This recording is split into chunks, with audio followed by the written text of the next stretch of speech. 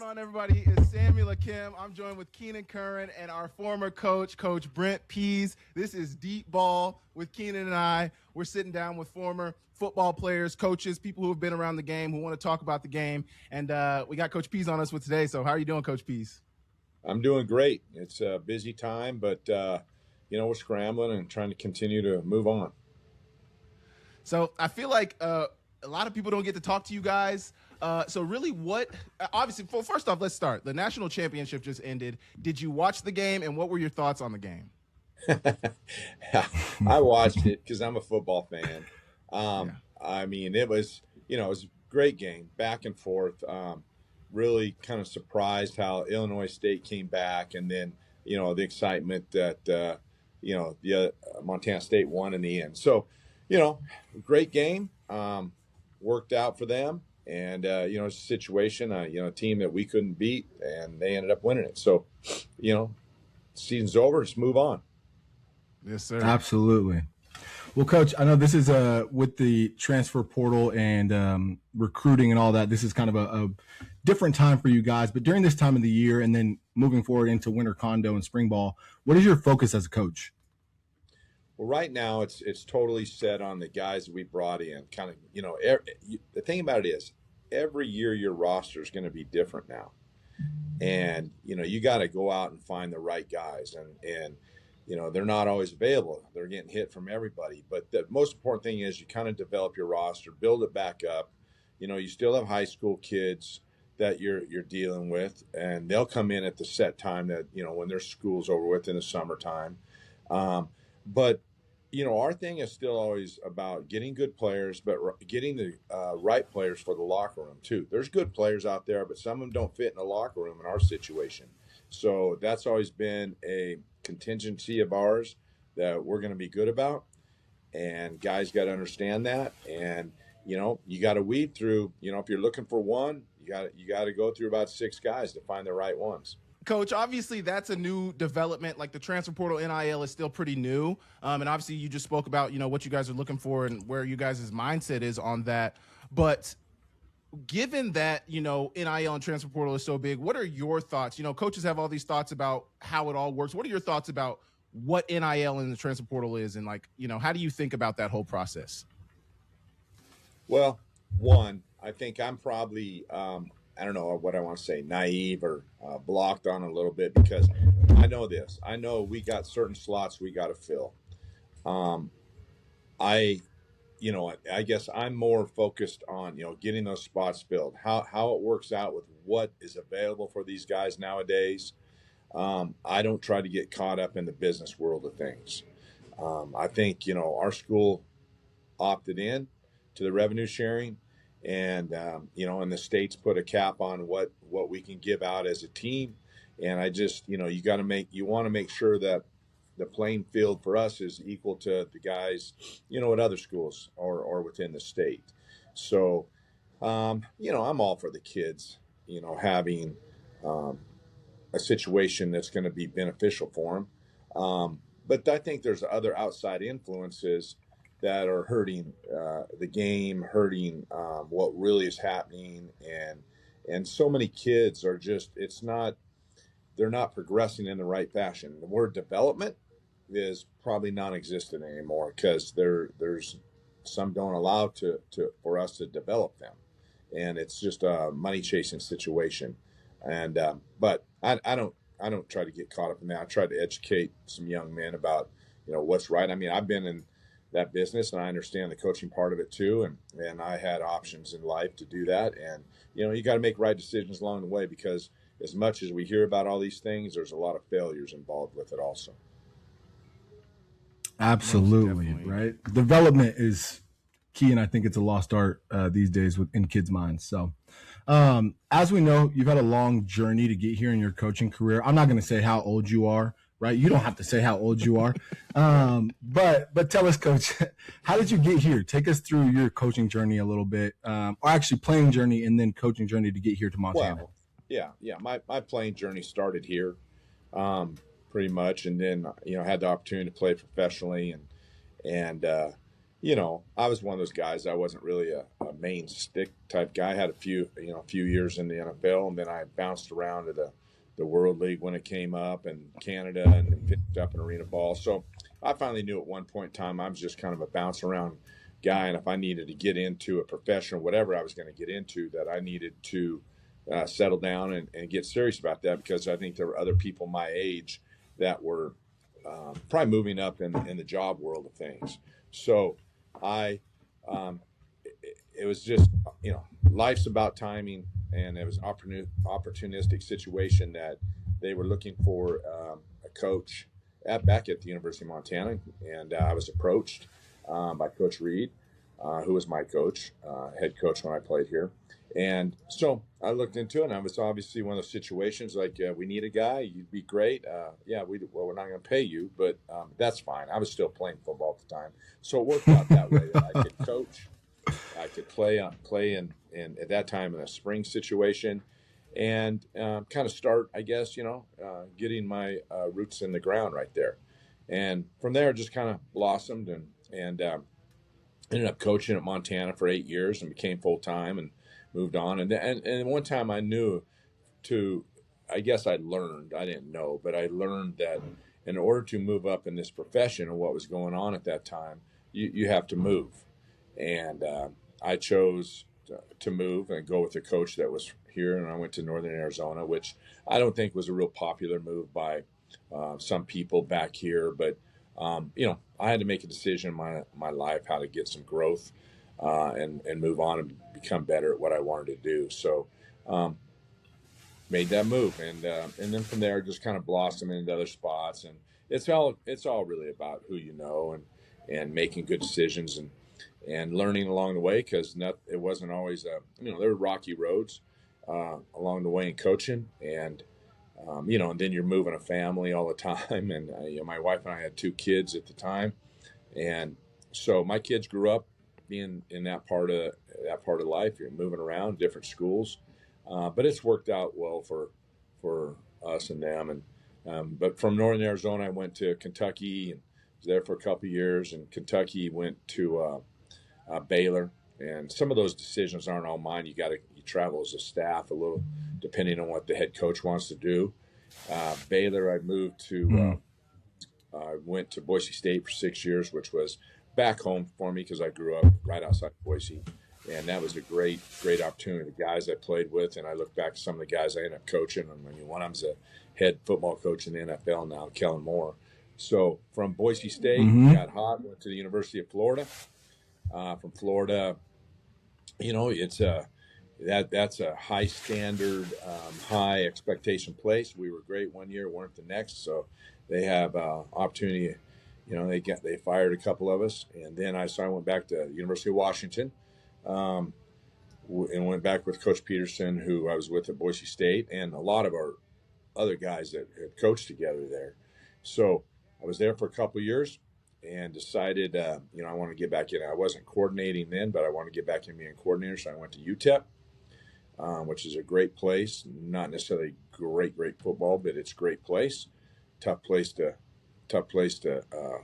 I think coach ball, but great place to live.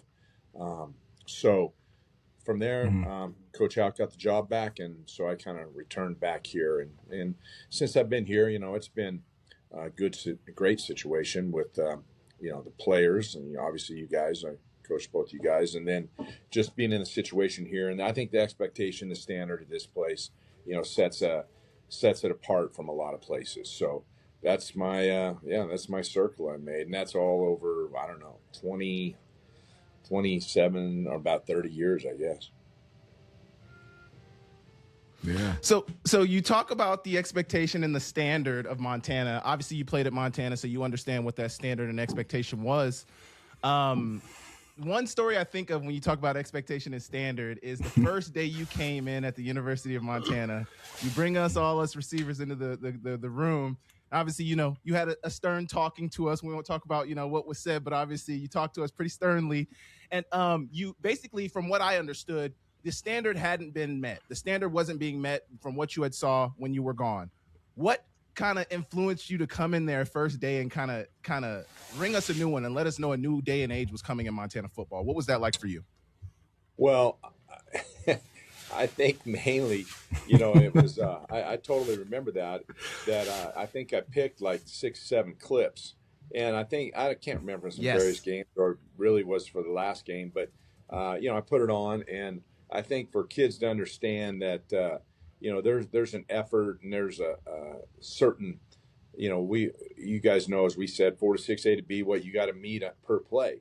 And when I watched that play, and in particular, a little bit, it was one of them was a quarterback running. And there was about 10 other guys just watching him run and get hit. And you really never want your quarterback to get hit. So it wasn't necessarily about the quarterback, but it was really about guys that were just standing around and not playing that time period of a play. And really how everybody could, if they do their job for that time period, where you can become involved and how much impact you can have on that play. So, and it wasn't just, there was one play. In watching a particular game, there were about 6 out of 10 plays like that. So I just thought, okay, I know that, everywhere I've been coaching, the guys are either myself being hired or guys that you want to hire, you hope you kind of teach and have that expectation if that's how plays are going to be, because obviously not every play is perfect, but you can overcome a lot of mistakes by effort and hustle and playing to a different standard. And, that thing's set around here still by what our defense does, and a lot of chase and what they do in the ball. But offensively, you can still do that too. You kind of described your coaching path, and I wanted to take you back to one spot that I didn't hear you talk about. I did some research on you, Coach, and I know that you had a short vacation for about 2 weeks in Bloomington, Indiana. And so I wanted to ask you about that vacation. One, was it that bad at IU that you prompted you to go back to Boise State? And then 2, how impressive does that make the job that Curt Cignetti is doing right now, in your opinion? Well, there's a couple things on that. First off, I left.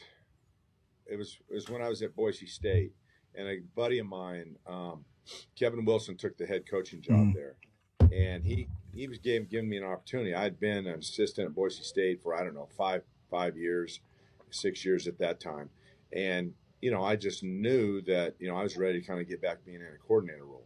So, and I'd asked the guy that was going to be the coordinator at was still a coordinator at Boise State, Brian Harston, if he's going to move. He said no. So I knew, good opportunity for me. Well, anyway, I took that, and then when I got to Indiana, I was there for 3 or 4 days, and Kevin Wilson came in, and being a great guy and coach that he is, he said, you see what's going on at Boise State? And I said, no, what? He goes, well, Harston's interviewing at Texas. I said, what? And anyway, he ended up taking the job. He goes, listen, you're probably next up, and which he was right. And if you want to go back there, I understand. And so you've only been here a few days, about 4 or 5 days. So I said, holy cow. So I was going home that weekend anyway. And then I went back and met with Coach Peterson again. He said, yeah, if you want to come back. But, I mean, that was the first class thing Kevin Wilson did. And, and I didn't want to move at the time. And so it was, it worked out. And obviously going back to Boise State, Kellen Moore was going to be a senior. And really, the truth of the matter is, Coach Peterson all of a sudden got a phone call. Actually, the second day went back there, and that's when he was up for the job at Stanford, and they had Andrew Luck. So he was like, hey, I don't know what we're doing, but we're going to be in a good situation either way. And I was like, okay. But in regards to what Cignetti's doing, unbelievable. And I've known Curt Cignetti back in some one-back clinics we used to always do back in the day. But yeah, he's doing a phenomenal job there. And I mean, and they have good facilities. That's a cool place. It's a lot like University of Montana, Missoula. It's a college setting. I know it's always been basketball. Obviously, he's got it to where it's involved in football now. But Bloomington, Indiana is a cool place. John Cougar Mellencamp's there. I mean, it's awesome. And but what he's doing with the football itself is pretty cool. Nice. That's really cool story. And that's crazy how you get to see like the ebbs and flows of the coaching world and how things can change just like that with somebody else getting a job. And next thing you know, you got to pick up and go. The world of a coach, really. But what I want to get into next is I want to get into your like philosophy as a play caller. Obviously, you're the offensive coordinator at the University of Montana. What would you say is your philosophy as a play caller? How do you see the game, and how do you look to attack a defense when putting a game plan together? Obviously, without giving too much away, but like, how do you see the game, and how do you kind of put that game plan together on a week-to-week basis? Well, one, you got to have an identity, and our identity can always change. It can change week to week. It can change, who you are. But our identity is, one, we're going to cause as much chaos as possible to defenses because we do go no huddle. So we're going to involve that thing with tempo. We're going to involve that thing with multiple formations. We're going to involve that thing with getting the playmakers the ball in various situations. And you saw it this year with Mike Wortham being what he was doing. After that, we're going to build around our front. You know what they're all about, the O-line, and we're going to have a good running game. And when you got a running back like Eli Gilman, you can set that precedent. Build it from there. I'm always a believer of explosives. Build explosives. And how do you do that? Well, you can do it in runs, you can do it in passes, but we're going to do it off play action. And if people want to attack Eli and the O-line and the quarterback, then, we're going to take advantage of those situations in one-on-one matchups out on the outside or the zones that they're really willing to give up and throwing the ball deep, intermediate to deep throws. So being aggressive, being creative with that. And that's where our funk plays always come in. We can create explosives and catch people off balance with that. Fourth thing is great quarterback play. It's always been I think a precedent of the University of Montana because they're the face of this place other than the head coach. And that dates back to, Dave Dickinson, his Brian Ayad, people that have played, Drew Miller that played through those years at that stage. And I think Kaylee's definitely brought that back into form.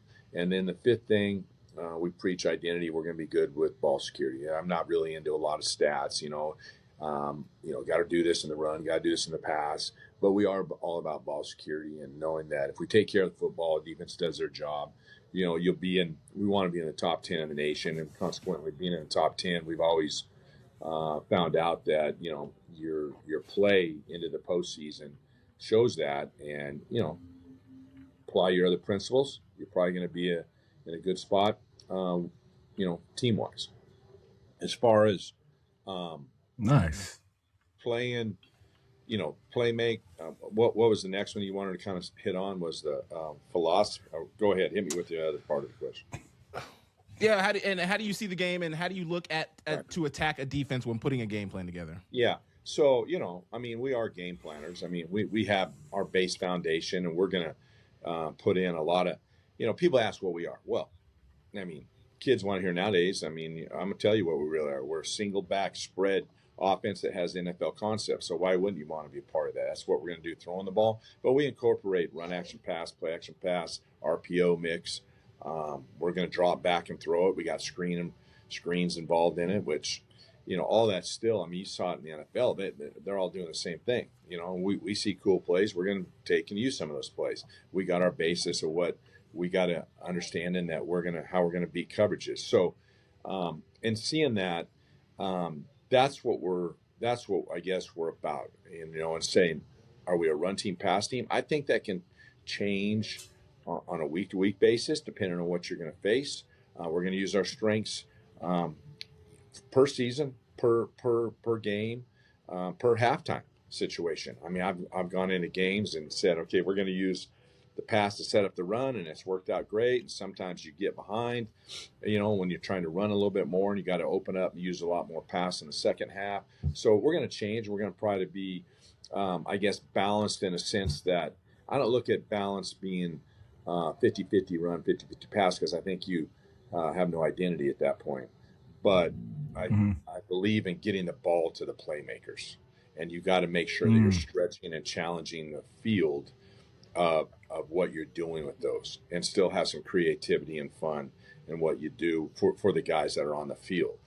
And so that's what we look at, where our matchups are, how we're going to have to create those situations. But more importantly, creating those are really done to me in a formation-based situation and what you can use more of within a game. I mean, we've gone into a game and said we're going to be in 13 more, and we're going to run it and see, if those guys can hold up and not try to give them a beat. If you look at a game plan and watch us, we start the game off a lot of flexibility and a lot of variables in what you got to defend. And we're at that time we're trying to find, what we saw in film is true.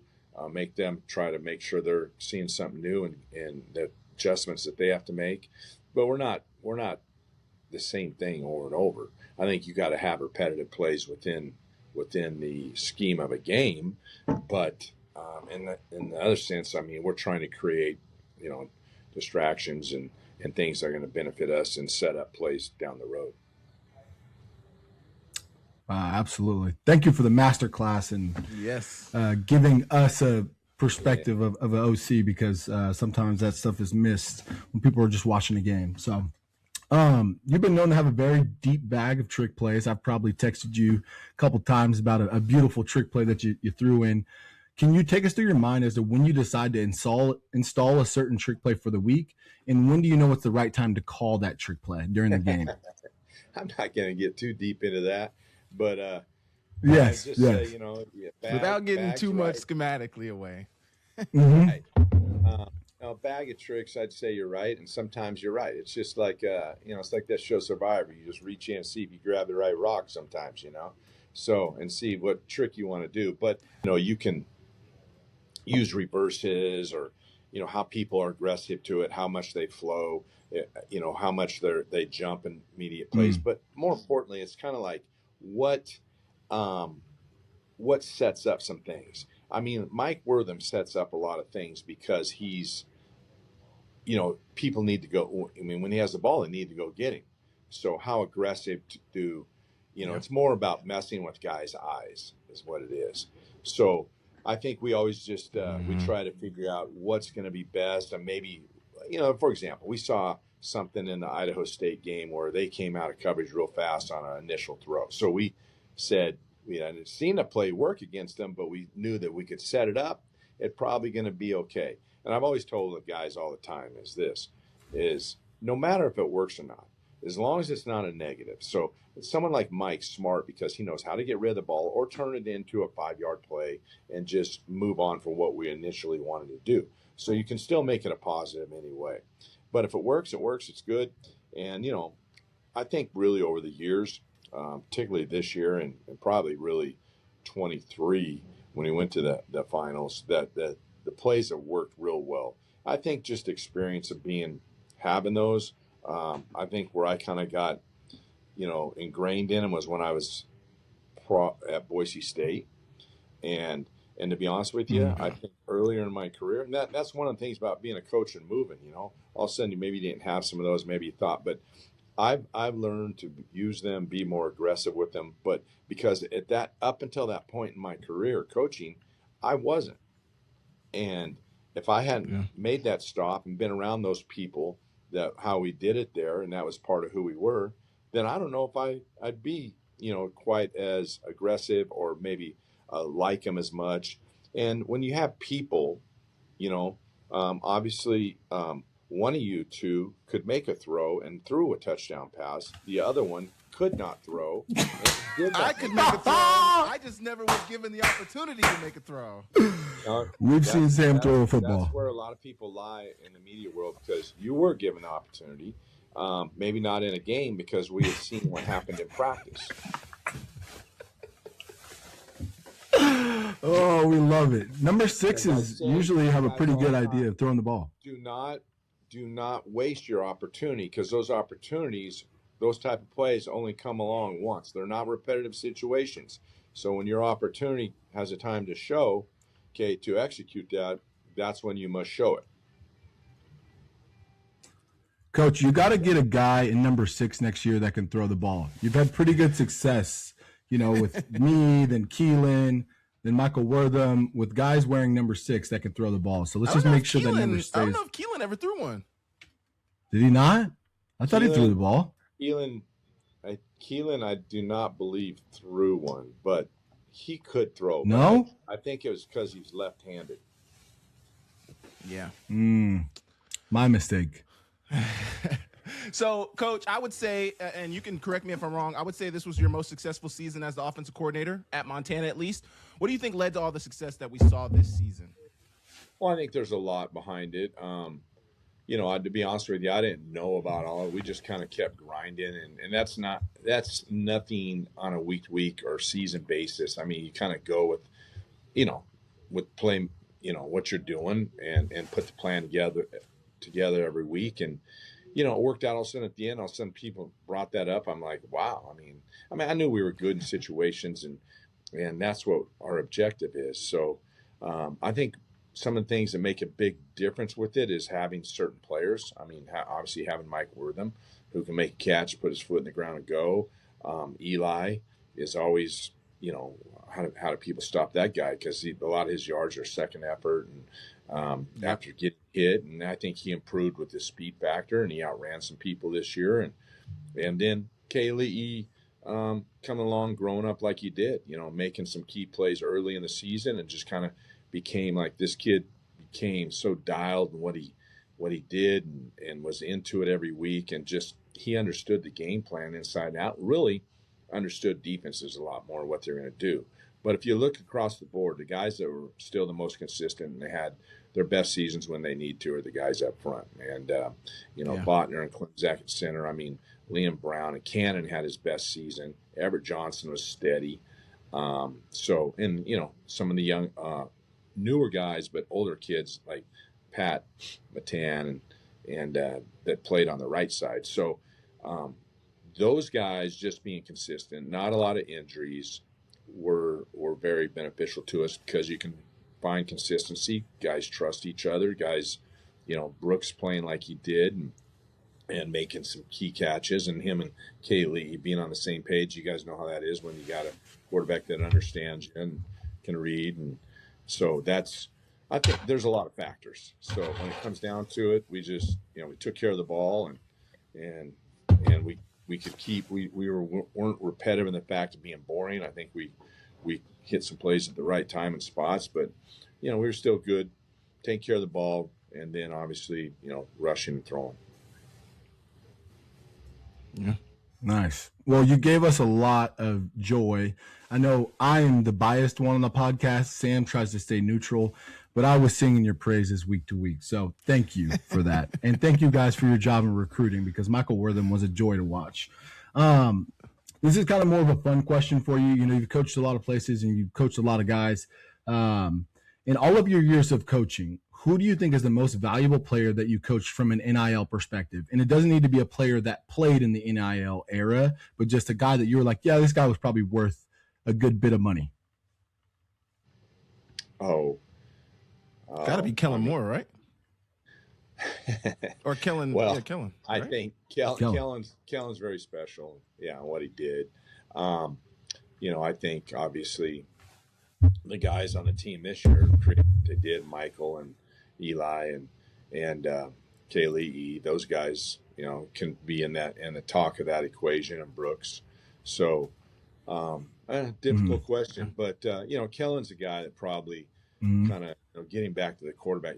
I guess I've been fortunate enough to really coach all the positions but O-line in my time, and whether you believe it or not, I probably enjoy coaching wideouts more, just because I didn't play wide receiver. I coached you guys all from a quarterback standpoint, so you try to understand those guys.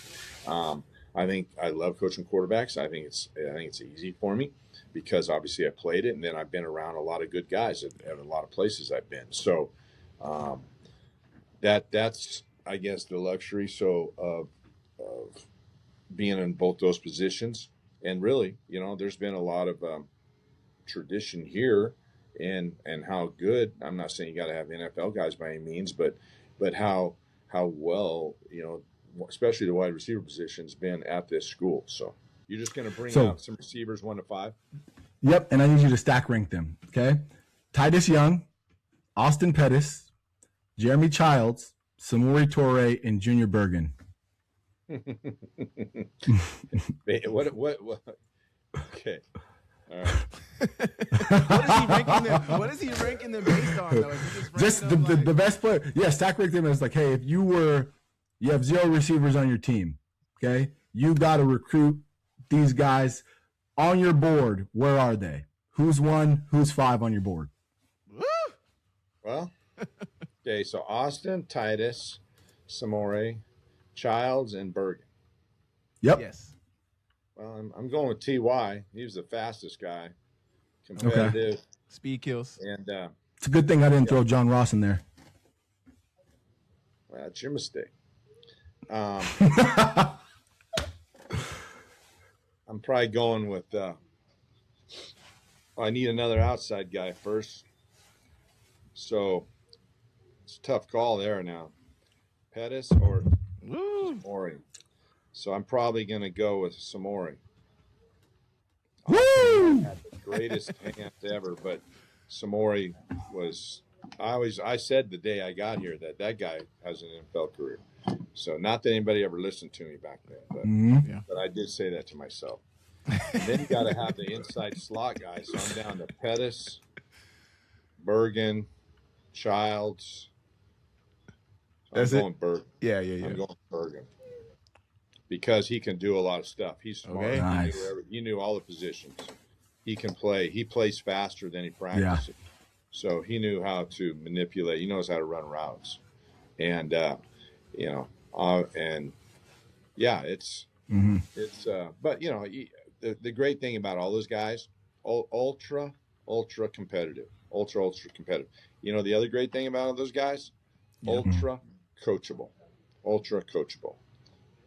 Listen, not that they always liked it, but sometimes they, but very, very coachable. And I'd say, at least 4 out of 5 of those guys I still stay in touch with to today. So nice. That's good. Okay, I got one for you, Coach. Obviously, you've talked about Michael Wortham a lot. This is something that I've kind of thought about. So obviously we saw what you did with Michael this year. A lot of people would then want to ask, why didn't Junior get used that way? What would you say to that? Well, I think that's did Junior. I mean, he had as much of a credited. He was a great return guy. Probably did more in the return game. Throwing wise, I mean, I don't know. He was there. Sometimes they cover those people, and sometimes I see the situation where they could say that based on Mike played some quarterback and did some of the run stuff, and we didn't really do that with Junior. Looking back on it, I don't know. Maybe we could have, but there's just things I guess come to mind in the creativity of things. Mike was, Mike's obviously a very healthy guy. I mean, he wasn't ever hurt along the way, so we didn't have to deal with that. But Junior had his times. I mean, he had great games and played big at times. So it's a tough comparison. I mean, I guess when I haven't probably narrowed it down to, you probably are talking to Junior and having him saying, why didn't they do that with me? I don't know. Bottom line is this. I look at Junior, and obviously I still stay in touch with him weekly, and he had a great career, and he did. You don't want to burn guys out too, and so right. I look back and look where he's at right now today. I look back. I was watching a game last night, the Patriot game, and I'm like, oh my goodness. Okay, I just watched the 49ers, and then I watched the Patriot game. I'm like, how about that? There's 2 dudes from the Big Sky. I saw JB, even though he's not suiting up yet, but his day will come. And then I saw Efton Chisholm, who wanted to come here.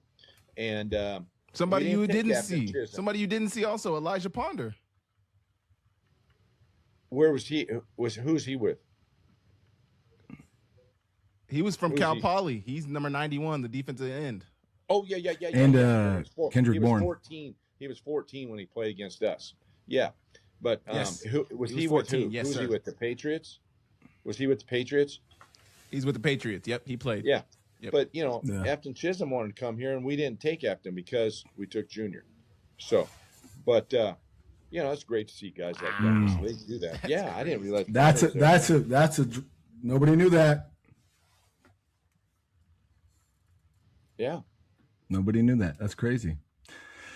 Well, Coach, you have coached a lot of players in your career, and I know you talked about Kellen Moore.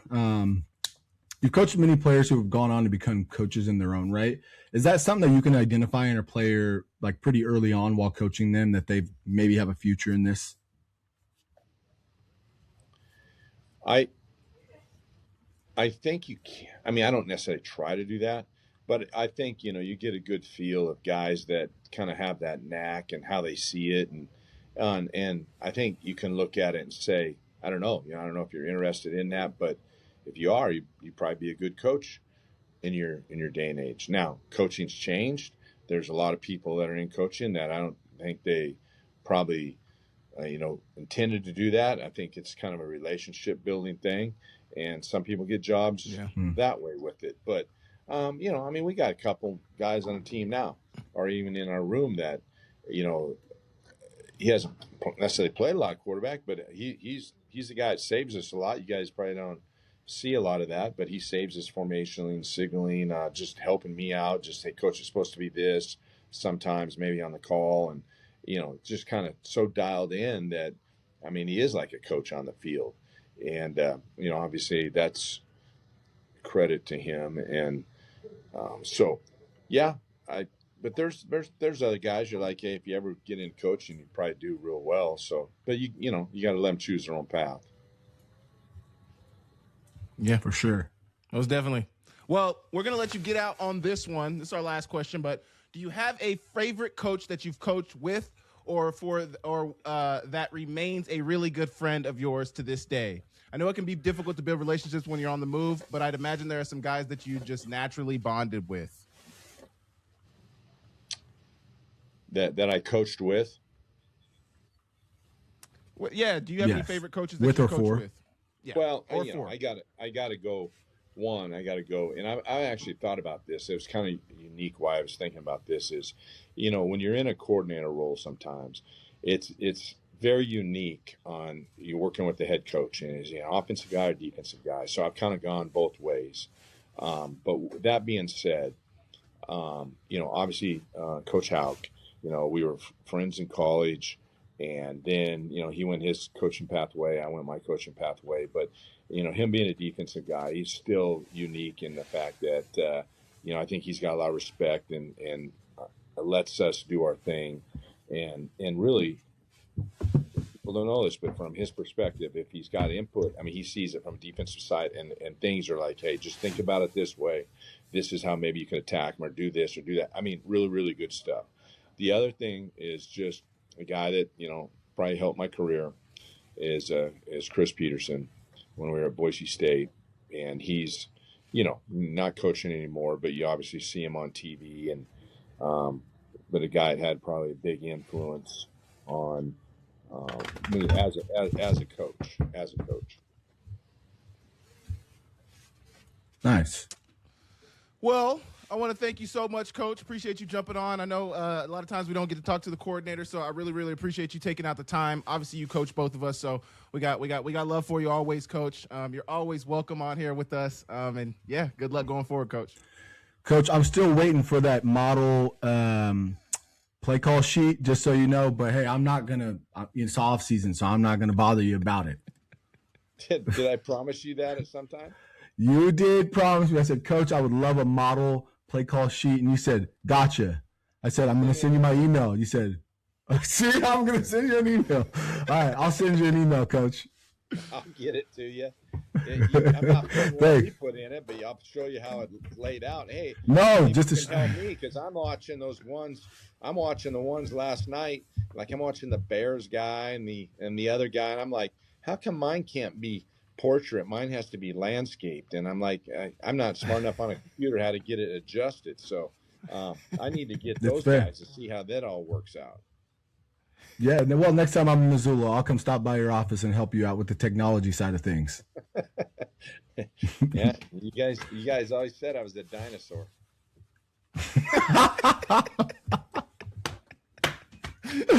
Oh, balls deep, coach. All right. Thank you. We appreciate it. See you guys.